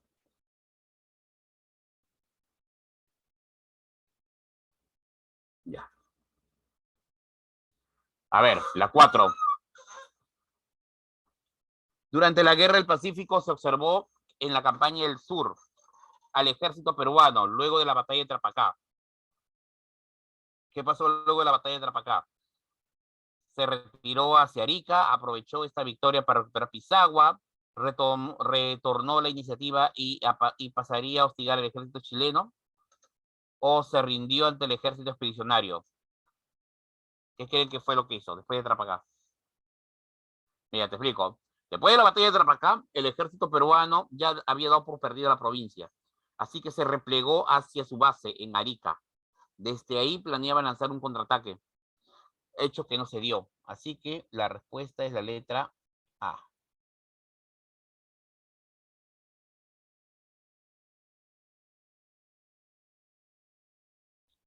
Oficial del ejército peruano, líder de la defensa de Arica, cuyo acto y heroicidad se permitió que gran parte de esas tropas retrocedan hacia Lima para continuar la resistencia contra los invasores.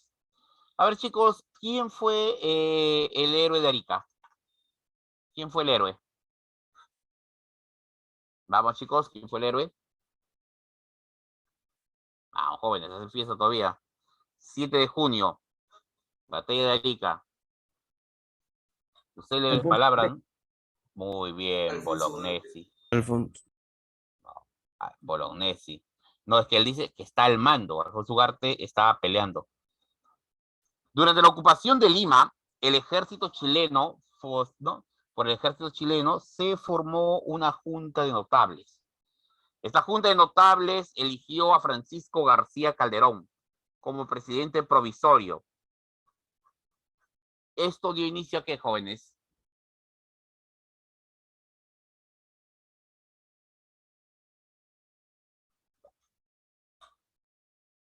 Dio inicio al llamado gobierno de la Magdalena. A ver, tu compañero que me dice. Ya sé, muy bien, joven.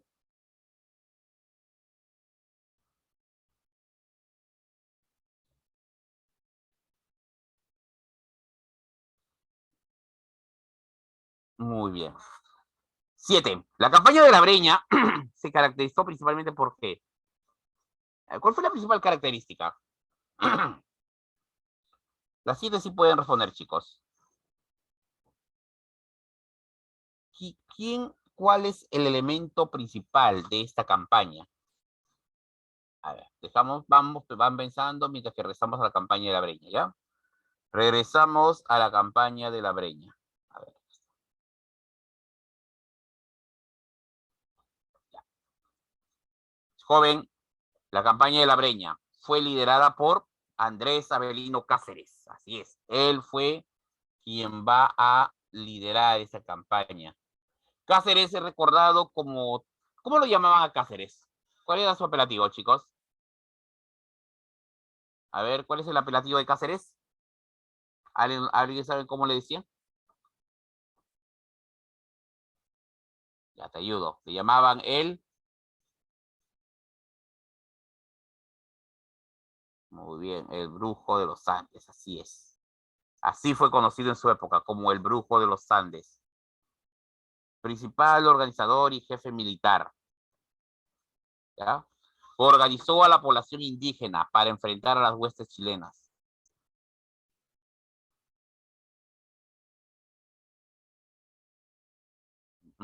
Ya, muy bien, entonces. Su habilidad de Cáceres fue organizar, esa fue su gran habilidad. Convenció a la población indígena de unirse a la guerra.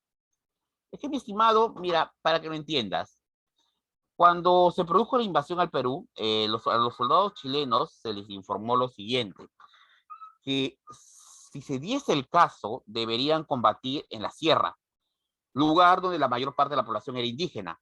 La recomendación que se le dio a la tropa chilena era muy sencilla, no molestar a la población indígena. Esa era la recomendación. Bueno, algunos chilenos no tomaron en cuenta y comenzaron a molestar, y de ahí a que los indios se unieran a Cáceres era un paso nomás. Cáceres tuvo la habilidad de crear ejércitos realmente de la nada. Logró convencer a las poblaciones indígenas, a los campesinos libres que se le unan. Pasó por las haciendas, lugar donde paradójicamente encontró oposición de los terratenientes, ya que Cáceres se llevaba a los peones para que se unan a la guerra.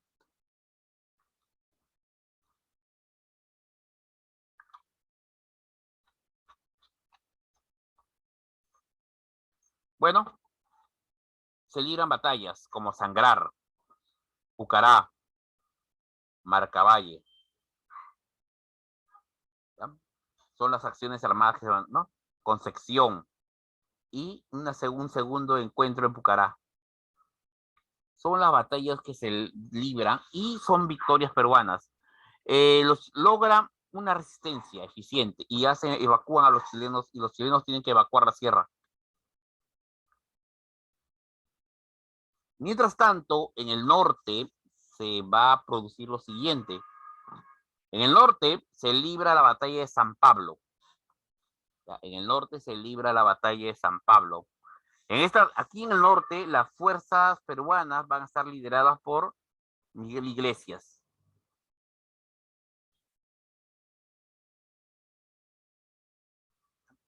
Bueno, Miguel Iglesias, luego de vencer a las huestes chilenas, emite un documento, una proclama, que ¿no? En su hacienda de Montán. Aquí Miguel Iglesias solicita la firma de la paz con Chile, aunque eso signifique sacrificar territorios. ¿Ya? Ese es lo que Chile estaba buscando. Un político que estuviese dispuesto a firmar la paz y entregar territorios. La idea de entregar territorios no era del agrado de Cáceres. No era del agrado. Los chilenos rápidamente deciden reconocer a Iglesias como presidente del Perú.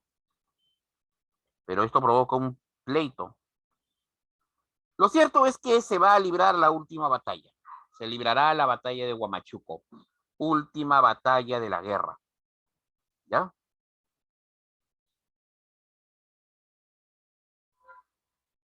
La batalla se libró el 10 de julio de 1883. Se libró. Las fuerzas peruanas se enfrentaron a las fuerzas chilenas. La batalla terminó en tragedia, una catástrofe para el ejército peruano, provocando el repliegue. Desde el punto de vista estrictamente militar y técnico, se ha estudiado la razón de la derrota. Los testimonios hablan de que las fuerzas peruanas abrieron fuego sobre los chilenos y que las fuerzas peruanas mantuvieron un nutrido fuego, obligando a las fuerzas chilenas a replegarse. Pero llegó un momento en que las fuerzas peruanas simplemente se les acaban las municiones. A los chilenos también ya estaban escasos de municiones, pero los chilenos simplemente cargaron con bayoneta, elemento que no tenía el Perú, no tenían los soldados peruanos.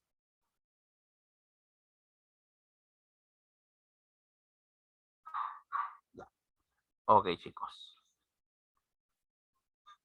Uno de los hechos que se recuerda es la muerte del coronel Leoncio Prado, ¿no? Quien fue fusilado. Leoncio Prado, hijo mayor del presidente Mariano Ignacio Prado, sí, del mismo que se fugó. Aquel joven que había peleado en muchas guerras y regresó al Perú. ¿Ya? Bueno,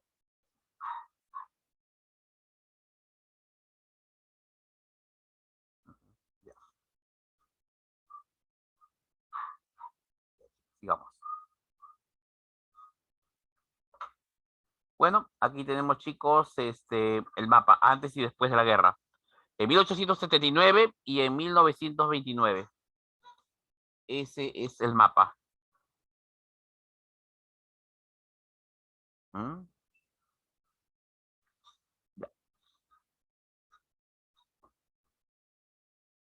Se firma finalmente el Tratado de Ancón. El Perú entregará a Chile a perpetuidad la provincia de Tarapacá. Ese es el punto número 1. A Chile se le va a entregar la provincia de Tarapacá a perpetuidad. De manera temporal y por un periodo de 10 años, Tacna y Arica estarán en poder de Chile. La idea es muy simple. Cuando termine los 10 años, se convocará un plebiscito en ambos lugares. Y la población residente en el lugar será la que decida a qué país pertenecer.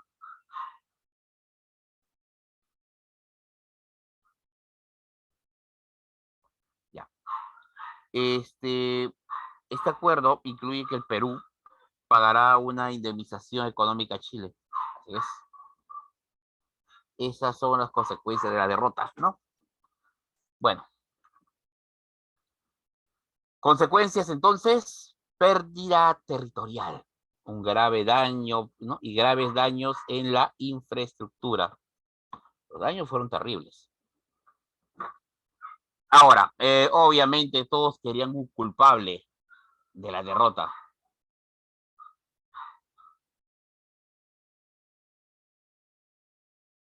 Ya, sigamos. Ok, entonces. Bueno, hasta ahí llegaría. Vamos a desarrollar las últimas preguntas, ¿ya, chicos? Desarrollaremos las últimas preguntas. A ver. Acá está. Muy bien, chicos. Nos habíamos quedado aquí. La pregunta 7. A ver, chicos, ¿cuál es la respuesta de la pregunta 7? Por favor, ¿quién me dice? Vamos.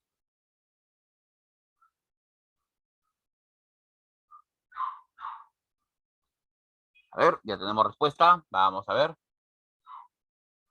No abre. La D, dice su compañero. Muy bien, la D. La participación indígena en las guerrillas. La táctica que se apelaron fue la táctica de guerra de guerrillas. Ya, fue una táctica muy interesante. Hostigar lo que más se pueda a las fuerzas chilenas. Ya. En la guerra con Chile, Cáceres se dirigió a la campaña de la Breña, contando con el apoyo de, y finalmente fue derrotado en...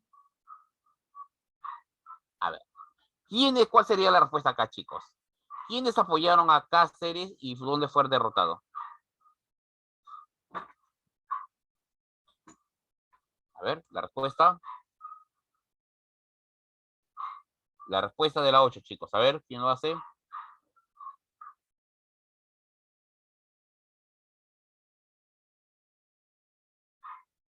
Muy bien.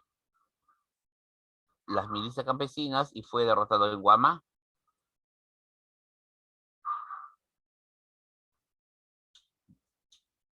Ya. Las 9. A ver, chicos. La 9, vamos a ver. Acá dice relacionar. A ver, chicos, tú mismo eres. La 9. A ver, ¿quién responde? Combate Iquique, batalla de Tarapacá, batalla del Alto de la Alianza, batalla de Arica y batalla de Huamachuco. A ver. A ver, chicos, te ayudo. ¿En dónde muere Bolognesi? A ver, voy a ver si puedo usar el lápiz aquí. A ver, vamos a usar el lápiz. A ver. Vamos a ver. ¿Dónde muere Bolognesi? En Arica. Muy bien, 4. La independencia se hunde dónde, chicos? En Iquique.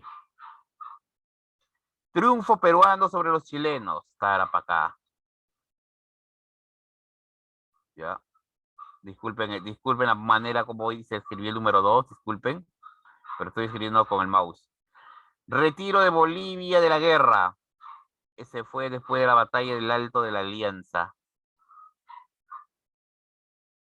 ¿Ya? Y derrota de Cáceres. Ese es en Huamachuco, número 5. Ya, mi estimado, ¿cuál es la respuesta? A ver, chicos, ¿cuál es la respuesta? ¿Qué letra? Tú mismo eres. A ver. La letra C, dice su compañero. A ver, vamos a ver si la letra C. 4, 1, 2, 3, 5. Así es, letra C. Ey, ¿qué pasó acá? Ya está.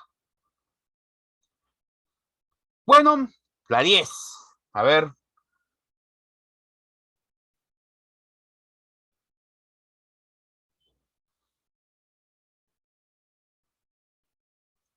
La derrota en Pacífico fue un acontecimiento devastador para el Perú. Una de sus consecuencias políticas inmediatas más importantes, ¿cuál fue? Esta es una pregunta del año 2018. A ver, vamos a regresar a las diapositivas. A ver. Regresamos a las diapositivas porque eso sí tenemos que discutirlo. A ver.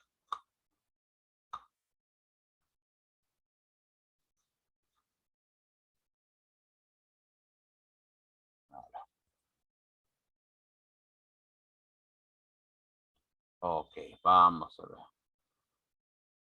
Las consecuencias, pérdida territorial y grave daño a la infraestructura del país, desprestigio de los civilistas y retorno de los militares al poder. ¿Ya? Se inicia el llamado segundo militarismo. Segundo militarismo. El llamado Profesor, militarismo. disculpe, no está compartiendo la pantalla. Ah, ¿no? Ups, ya, no se preocupe. Ya está. Militarismo de derrota. Ya está. Entonces, esta es la consecuencia. ¿Ya, chicos? O sea, de que la guerra perdimos territorio, perdimos territorio. ¿Hubo desprestigio? Sí. Todos los dedos acusaron al partido civil. Y esto provocó un vacío de poder.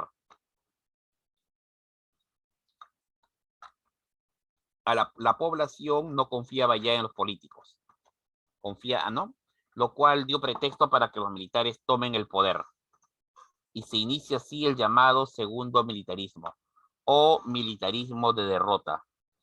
Este militarismo de derrota tendría a dos personajes centrales, Cáceres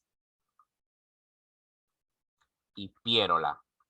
Perdón, Cáceres e Iglesias. ¿Ya? Dos personajes centrales, Cáceres e Iglesias. ¿Ya? Muy bien, entonces chicos, visto esto, ahora sí, por favor, vayamos a la última pregunta. Vamos a la última pregunta. Chicos, por favor, ¿cuál es la respuesta de la 10? A ver, ¿tú me ayudas?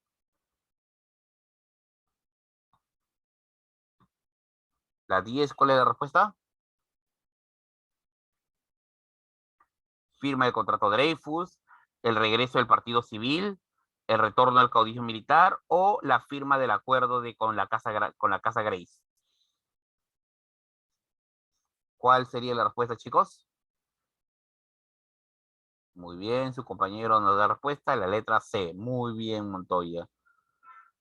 La respuesta, mi estimado alumno, es la letra C.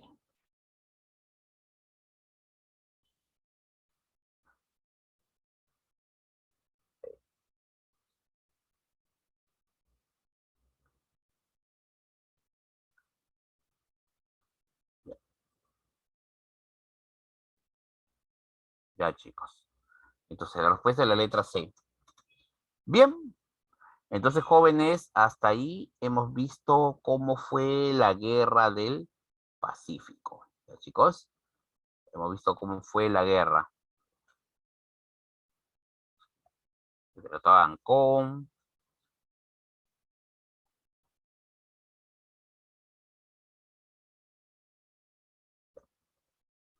Muy bien, chicos, dejamos de compartir. Ok, jóvenes. Bueno, con eso llegamos al final de la clase, chicos. Fue un gusto. Aquí llegaríamos al final. ¿Ya, chicos? Ok.